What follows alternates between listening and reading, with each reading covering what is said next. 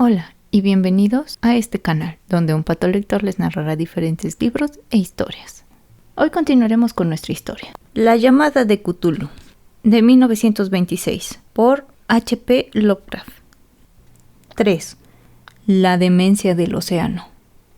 Si algún día el cielo tuviera la intención de otorgarme un favor sublime, debería anular completamente en mi memoria el hallazgo que realicé, casualmente, cuando le daba un vistazo a una hoja del periódico que recubría el estante. Se trataba de un número viejo de Sydney Bulletin del 18 de abril de 1925, que nunca había sido obviado por la agencia de recortes que había estado recogiendo fervientemente material para mi tío. En ese momento yo casi había desechado completamente mis pesquisas sobre el que el profesor denominaba el culto de Cthulhu, y estaba visitando la casa de un sabio amigo en Paterson, Nueva Jersey, que mantenía el museo local y un célebre minerólogo. Mientras miraba cierta vez las muestras de reserva que estaban amontonadas caóticamente en los estantes de una de las salas posteriores del museo, mis ojos se fijaron en un extraño dibujo de uno de los periódicos que se extendían debajo de las rocas. Se trataba del Sydney Bulletin, del que ya he hablado. Mi amigo tenía corresponsales en todos los países extranjeros posibles. El dibujo representaba una desagradable estatuilla de piedra casi igual a la que Legras había recogido del pantano. Alivié con fervor a la hoja de su invalorable peso. Leí la nota minuciosamente y me lamenté por su brevedad. No obstante, aquello que dejaba vislumbrar era sumamente importante para la ya dudosa investigación. Prolijamente arranqué la nota con la intención de ponerme de inmediato en acción. Esto era lo que decía. El Vigilant llegó remolcando un yate neozelandés cargado de armas, a bordo un muerto y un sobreviviente. Afirman luchas violentas y muertes en alta mar. Marinero sobreviviente rehúsa dar detalles del enigmático suceso. Extraño tótem hallado en su poder. Comenzará una importante investigación. El buque carguero Vigilant de la empresa Morrison llegó desde Valparaíso esta mañana a su puesto de amarre en Darling Harbour, remolcando el yate Alert de Dunedin, número 2, que se encontraba con múltiples daños, aunque aún cargaba cuantiosas armas. El yate había sido divisado el 12 de abril a los 34 grados 21 minutos de latitud sur y 152 grados 17 minutos de longitud oeste, llevando a bordo un muerto y un sobreviviente. El Vigilant había zarpado de Valparaíso el 25 de marzo y el 2 de abril fue desviado violentamente de su curso, con dirección sur, por fuertes tormentas y olas gigantes. El 12 de abril divisó el buque que estaba a la deriva. Su apariencia hacía pensar que estaba abandonado, pero luego se supo que llevaba un sobreviviente que deliraba y un cadáver de al menos una semana. El sobreviviente ceñía entre sus manos una desagradable piedra de origen desconocido, de alrededor de 30 centímetros de alto, cuya procedencia no pudieron discernir los profesores de la Universidad de Sydney, la Sociedad Real y el Museo de College Street, y que el hombre decía haber encontrado en una cabina del yate en un pequeño altar improvisado. Cuando recuperó la cordura, el hombre contó una historia de filibusteros violentos muy extraña.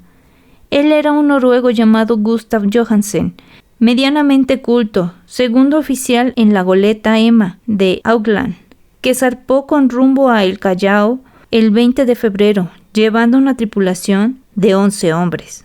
Según contó, el Emma fue desviado y retrasado considerablemente de su rumbo por la tormenta del 1 de marzo, y el 22 se encontraba en la posición 49 grados 51 minutos de latitud sur y 128 grados 34 minutos de longitud este, donde encontró al Alert, conducido por una tripulación de canacas y mestizos de un aspecto muy desagradable. El capitán Collins no acató la orden de virar y la tripulación del yate comenzó el fuego inesperadamente con una batería de cañones de bronce marcadamente pesada. El sobreviviente dijo que los marineros del Emma se resistieron valientemente y a pesar de que la goleta había comenzado a hundirse, después de que varios proyectiles hubieran alcanzado la línea de flotación, Pudieron acercarse al adversario y lo cercaron luchando en la propia cubierta. Todos los tripulantes del yate debieron ser muertos debido a su modo rudimentario y malvado para combatir. 3 de los hombres de lema, incluyendo al capitán Collins y al primer oficial Green, murieron. Los 8 restantes, comandados por el segundo oficial Johansen, navegaron siguiendo el rumbo que llevaba el yate, para saber por qué les habían ordenado virar el rumbo. Arribaron al día siguiente a una pequeña isla que no figuraba en el mapa. 6 de los hombres murieron allí, aunque Johansen no fue muy explícito al respecto, y solo dijo que habían caído en una grieta abierta entre las rocas.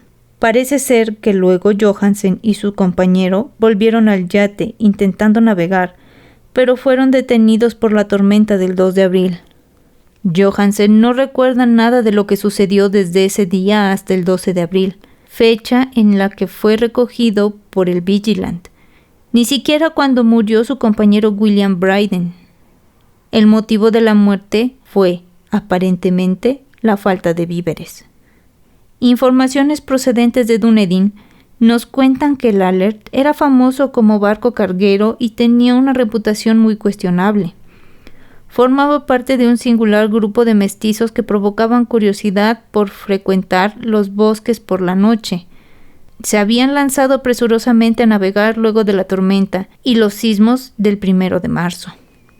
Nuestros informes en Auckland nos dicen que Lema y sus tripulantes tenían una excelsa reputación y que Johansen es un hombre absolutamente confiable.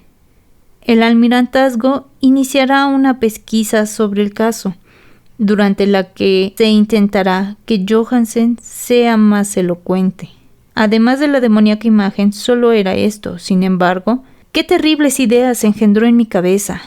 Estas preciadas nuevas sobre el culto de Cthulhu daban cuenta de que éste tenía seguidores pertinaces tanto en el agua como en la tierra. ¿Cuál habría sido la motivación de la multiétnica tripulación para ordenar el desvío de Lema mientras navegaba con su estatuilla? ¿Cuál era la isla ignota en la que habían muerto 6 de los tripulantes y sobre la que el contramaestre Johansen no hablaba una palabra? ¿Qué habría sacado en claro la pesquisa del almirantazgo y qué conocían acerca de la ominosa secta de Dunedin? Y lo que más me maravillaba, ¿cuál era la abstrusa y evidente vinculación de los hechos que daban un sentido indiscutible y aterrador a los hechos tan minuciosamente recogidos por mi tío? El 1 de marzo, 28 de febrero para el uso horario internacional, una tempestad y un sismo habían tenido lugar. El Alert y su desagradable tripulación habían abandonado súbitamente Dunedin, como respondiendo a una ineludible llamada.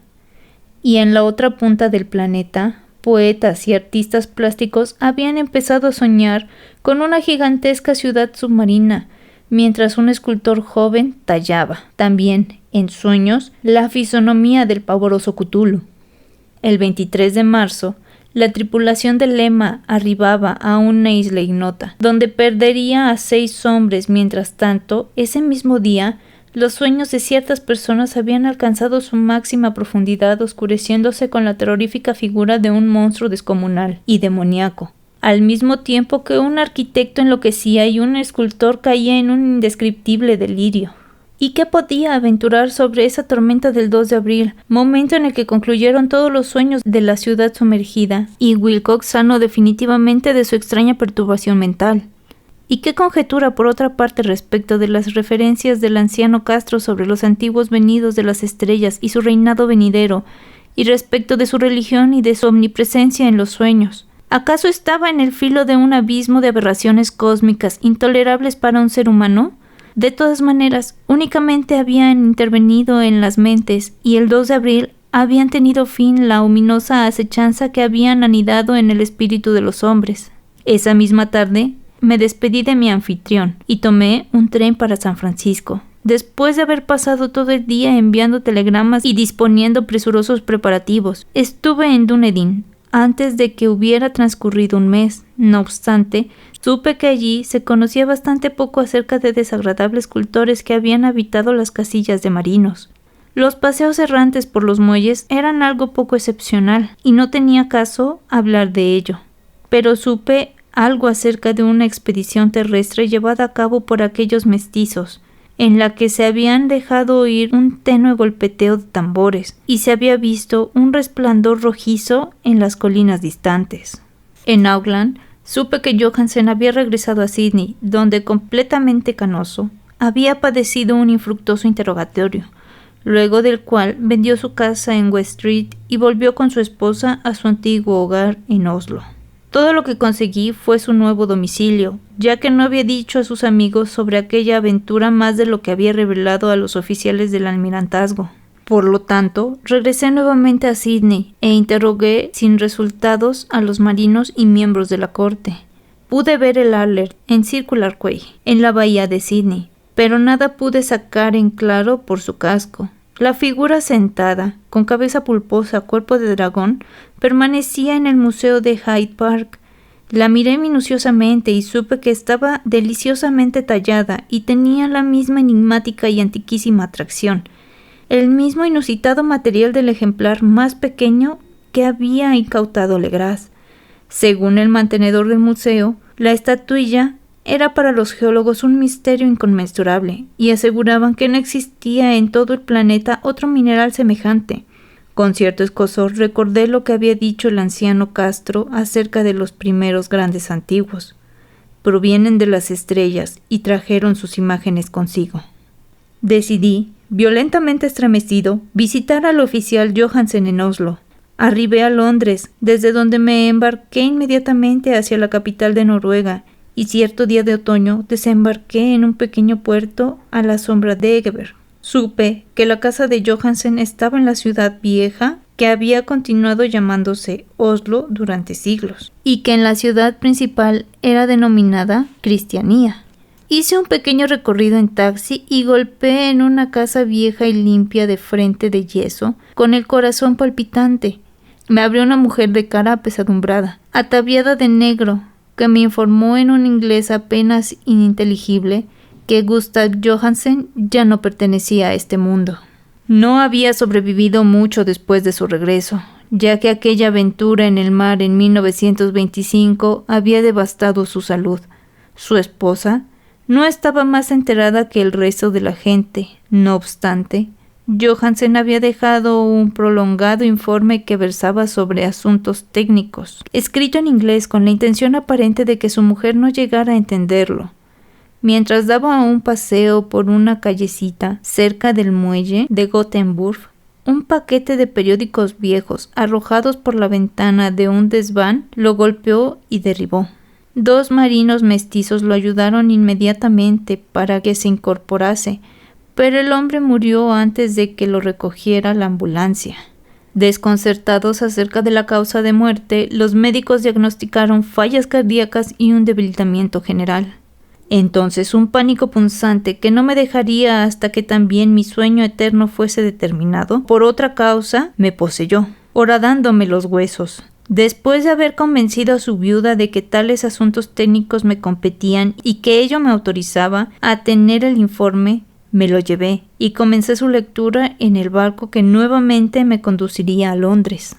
Se trataba de una narración simple y regular, una bitácora escrita de memoria en la que pretendían documentar paso a paso aquel ominoso viaje final.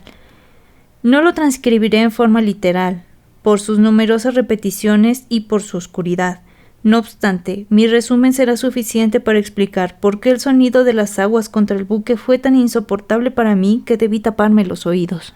Gracias a la misericordia divina, Johansen no conoció todo, a pesar de que hubiera visto la comarca y el monstruo.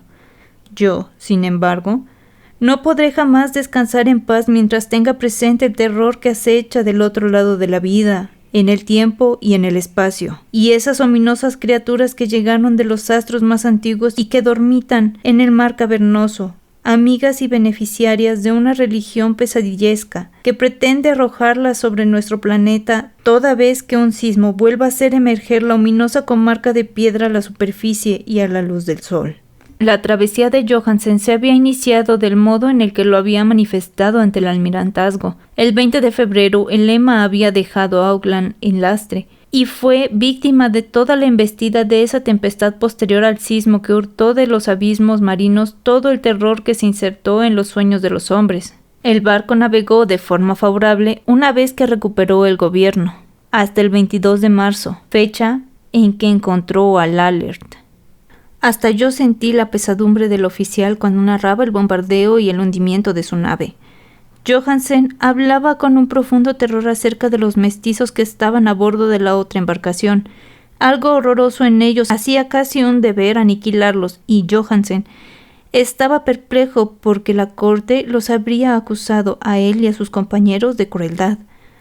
Una vez que capturaron la embarcación, Johansen y sus hombres, urgidos por la curiosidad, continuaron su travesía hasta toparse con una enorme columna de piedra que salía del océano, a los 49 grados 9 minutos de latitud oeste y 126 grados 43 minutos de latitud sur. Se hallaron frente a una costa barrosa y una arquitectura ciclópea atiborrada de algas que indudablemente debe ser la concepción palpable del horror máximo del universo. La cadavérica comarca de Riley, edificada millones de años atrás, antes del comienzo de la historia, por las criaturas gigantescas y abominables que viajaron desde unos astros remotos, el gran Cthulhu y sus secuaces moran allí, parapetados en unas cavernas verdes y húmedas desde donde emiten a través de una cadena interminable ideas que espantan a los hombres sensibles y que requieren inexorablemente a los cultores de tal religión que operen la vía de la liberación y la restitución. El oficial Johansen desconocía todo esto. No obstante, Dios sabe perfectamente que vio demasiado. Según sospecho, solamente emergió del mar la cúspide de la comarca, coronada con una enorme estatua donde se asienta el gran Cthulhu. Si conjeturo la dimensión de todo lo que puede parapetarse en el fondo del mar, anhelo morir sin aguardar un minuto. Johansen y sus marinos se aterrorizaron ante la jerarquía estelar de aquella mojada Babilonia, poblada por demonios, y tal vez sospecharon, por un instinto, que no tenía que ver con este planeta ni ninguno parecido. Un pánico idéntico se repetía en todas las líneas de la temblorosa narración de Johansen. Pánico hacia los increíbles, desmesurados bloques de piedra verde, hacia la desesperante altura de las esculturas talladas, hacia la maravillosa coincidencia entre las inmensas esculturas y bajorrelieves y la inquietante imagen hallada en la cenita del Alert. Johansen describe la ciudad como algo muy similar a una creación futurista, sin saber nada de futurismo. En lugar de hablar de una determinada estructura edilicia, lo reduce todo a ángulos y superficies de piedra, superficies demasiado grandes para pertenecer a este mundo, y enmanteladas de caracteres desconocidos y ominosas representaciones. Hago hincapié de estos ángulos porque me recuerdan los sueños que me narró Wilcox. El joven artista había puntualizado que la geometría de la comarca de los sueños no era normal, no era euclidiana, y que se vinculaba con esferas y tamaños diferentes de los nuestros. Ahora un marino no ilustrado tenía la misma impresión ante aquella espantosa realidad. Johansen y su tripulación desembarcaron en la plaza de esa ominosa ciudad y ascendieron resbalándose por las gradas gigantescas y mohosas que ningún hombre hubiera podido construir. El propio sol se presentaba deforme si era vislumbrado a través de los virus abarcadores que emergían de esta aberración submarina. Una tortura amenazante acechaba aquellos ángulos anómalos donde una segunda mirada mostraba una concavidad cuando antes se creía haber visto una convexidad. Todos aquellos investigadores se sintieron inmersos en un terror indescriptible, incluso antes de ver algo concreto, además de las rocas, los musgos y las algas. Todos hubieran huido si no hubieran temido ser burlados por el resto, y desgraciadamente optaron por buscar algo que oficiarse de recuerdo, inútilmente como entendieron más tarde. El portugués Rodríguez fue el primero en llegar a la base de la estatua y les advirtió a los otros gritándoles lo que había descubierto. Poco después, los hombres observaron con curiosidad una gigantesca puerta tallada con el ya conocido bajorrelieve del pulpo dragón. Johansen describía que parecía la enorme puerta de un granero. Todos distinguieron allí una puerta, porque tenía un umbral, un dintel y dos montantes, pero ninguno fue capaz de distinguir si estaba dispuesta horizontalmente como la puerta de una trampa, o algo oblicua como la puerta externa de un desván.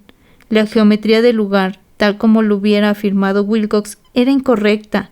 Uno ni siquiera podía garantizar que el mar y el piso fueran horizontales, de manera que la posición relativa de todo lo demás parecía variar de un modo fantasioso. Brinden hizo presión sobre la piedra en diversos sitios sin obtener un resultado. Después, Donovan tocó delicadamente los extremos presionando individualmente cada punto. Ascendió lentamente por el tosco relieve de la piedra. Podemos decir que ascendió si aceptamos que la puerta no era finalmente horizontal. Y los demás se preguntaron cómo una piedra podría ser tan enorme. Por último, leve y lentamente, la zona superior del panel comenzó a hundirse hacia adentro y todos observaron cómo la piedra se movía.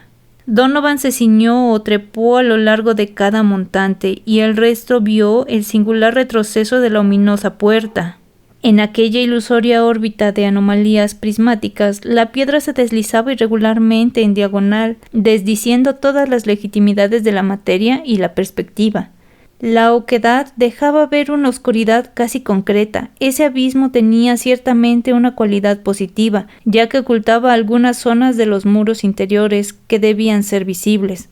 Finalmente emergió de aquella prisión milenaria una especie de humo, miniaturizado y arrogante, que empañó el brillo solar en su ascensión hacia el cielo, con la ayuda de sus alas membranosas. El hedor que surgía de aquellas tinieblas era intolerable, y Hawkins, quien tenía buen oído, dijo oír allá abajo un sonido de inmundos chapoteos. Todos los oyeron, y todos seguían escuchando cuando se materializó el monstruo, con hilos de baba y presionando su tamaño verde y gelatinoso por la arrebatante horquedad hasta ascender pesadamente en el aire putrefacto de aquella comarca pesadillesca. La caligrafía del infeliz Johansen se tornaba ilegible en esta parte. 2 de los 6 hombres que nunca regresaron al barco murieron sencillamente de pánico en aquel instante desesperado, según cree. El monstruo escapa a toda posible descripción. No existe un lenguaje adecuado para este infinito horror inolvidable. Aberrante negación de toda la legalidad de la materia, la fuerza y el cosmos. Era como una montaña caminando. Dios santo, puede resultar extraño que en la otra mitad del planeta un célebre arquitecto enloqueciese y que en aquel instante telepático el delirio atrapara al infeliz Wilcox. El monstruo de los dioses, el diablo verde y escamoso venido de otros astros, había despertado para requerir sus derechos. Los astros eran nuevamente favorables, y lo que un antiquísimo culto no había logrado con su empeño, lo había desencadenado accidentalmente un grupo de inocentes marineros. Después de millones y millones de años, el gran Cthulhu estaba libre nuevamente. 3 hombres fueron devastados por sus patas membranosas antes de que nadie tuviera tiempo de darse a la fuga. Si existe algo de paz en el cosmos, que descansen en ella. Era Donovan, Guerrera y Armstrong. Parker trastabilló mientras los 3 restantes se abalanzaban por una geografía interminable de rocas verdes. Johansen jura que fue absorbido hacia arriba por un ángulo operado como si fuese obtuso. De esta manera, únicamente Briden y Johansen arribaron al bote y se precipitaron angustiosamente hasta el Aller, mientras el monstruo gigantesco bajaba por las gradas de piedra resbaladiza y se detenía desconcertado a la orilla del agua. Las calderas habían permanecido encendidas aunque todos habían desembarcado, y con unos pocos segundos de corridas desesperadas entre ruedas y motores fue suficiente para ponerse en marcha al Aller. Lentamente, la hélice comenzó a horadar las aguas entre el pánico grotesco de esta situación inimaginable. Mientras tanto, en la costa maléfica y sobre aquellas edificaciones que no pertenecían a este mundo, el monstruo gigantesco, venido de las estrellas, lanzaba gritos incomprensibles, como Polifemo al injurar la veloz embarcación de Ulises. Inmediatamente, con más astucia que los cíclopes legendarios, el gran Cthulhu ingresó a las aguas y comenzó un acoso a golpes que dio lugar a unas olas gigantescas. Briden lo vio y perdió la razón. Desde ese momento rió interminablemente hasta que murió en la cabina mientras Johansen iba de un lado al otro delirante. Sin embargo, Johansen no había desistido de su huida. Creyendo que el monstruo alcanzaría al Aller antes de que la presión llegase al máximo punto, decidió intentar algo desesperado. Aceleró los motores, subió a cubierta velozmente y giró el timón. Se produjo un remolino espumoso en la superficie de las aguas y mientras subía la presión del vapor, el osado noruego condujo la embarcación contra aquella mole resbaladiza que se erguía en las sucias espumas como la popa de un galeón endemoniado. La ominosa cabeza del pulpo, atiborrada de tentáculos, casi alcanzaban la punta del bauprés. No obstante, Johansen no retrocedió. Hubo una explosión como la de un globo que se revienta, un líquido nauseabundo como el que sale al cortar un pez luna, un hedor como el de 1000 sepulturas abiertas y un sonido que el narrador no pudo detallar. Durante un tiempo, una nube verde, aciaga y enceguedora rodeó el buque y un calor maléfico quedó en popa, donde, santo cielo, la desparramada ductilidad de aquella entidad celeste estaba recomponiéndose y recobrando su forma original, mientras el alert se alejaba más y más, obteniendo velocidad. Eso fue todo. Desde entonces, Johansen se dedicó a reflexionar obtusamente sobre el ídolo de la cabina y a preparar comidas para él y su delirante compañero. No intentó conducir el barco. Después de aquello, había perdido algunas batientes de su alma. Luego ocurrió la tempestad del 2 de abril, que acabó de oscurecer su razón. Confusamente recordaba inmensos abismos líquidos de muros fantasmales giratorios, súbitos desplazamientos por universos escurridizos en la cola de una cometa y saltos convulsivos desde el fondo del mar hasta la luna y nuevamente hasta el fondo del mar. Todo embutido en una música de risotadas de antiquísimas divinidades y de los demonios verdes del Tártaro con las alas de murciélago. Después de ese mal sueño, sobrevino el rescate, el Vigilant, el tribunal del almirantazgo, las callejas de Dunedin y el largo viaje de regreso a su casa natal, junto a Lechenberg. No podía contar nada, todos lo creerían demente. Lo escribiría antes de morir, pero sin despertar sospechas en su esposa. La muerte le sería favorable si lograba arrancarle los recuerdos. Este era el documento que leí. Lo he metido en una caja de lata junto con el bajorrelieve de arcilla y los papeles del profesor Ángel. También introduciré esta narración, prueba de mi raciocinio, lugar donde he ensamblado lo que espero que nunca más vuelva a unirse. He vislumbrado todo lo ominoso que puede existir en el cosmos y hasta los cielos primaverales y las flores de estio me parecerán simplemente ponzoñas. No obstante, sospecho que no viviré mucho. Tal como mi tío y el infeliz Johansen, yo desapareceré. Sé demasiado y el culto sobrevive. Sospecho que Cthulhu existe también en el refugio de piedra que lo cobija desde que el sol era joven. Su comarca maléfica se ha sumergido nuevamente, ya que el Vigilant navegó por aquellas coordenadas después de la tempestad de abril. Sin embargo, sus embajadores en la tierra bailan todavía, cantan y asesinan en lugares diversos, girando en torno a bloques de piedra con ídolos. Cthulhu debió ser atrapado por las tinieblas submarinas, porque de no ser así, el mundo estaría en un alarido de pánico. ¿Quién conoce el fin? Lo que ha emergido puede hundirse y lo que se ha hundido puede emerger. Lo satánico aguarda soñando en el fondo del mar y, sobre las ondulantes ciudades humanas, navega el apocalipsis. Un día llegará, pero no debo ni puedo imaginarlo. Imploro que si muero luego de escribir este relato, mis derechohabientes regulen que la cautela sea mayor que la audacia y no permitan que caiga bajo otra mirada. Y con esto termina La llamada de Cthulhu. Espero la hayan disfrutado. Estaré leyendo sus comentarios. Suscríbanse, denle un like y compartan. Nos estaremos escuchando para la próxima. Bye.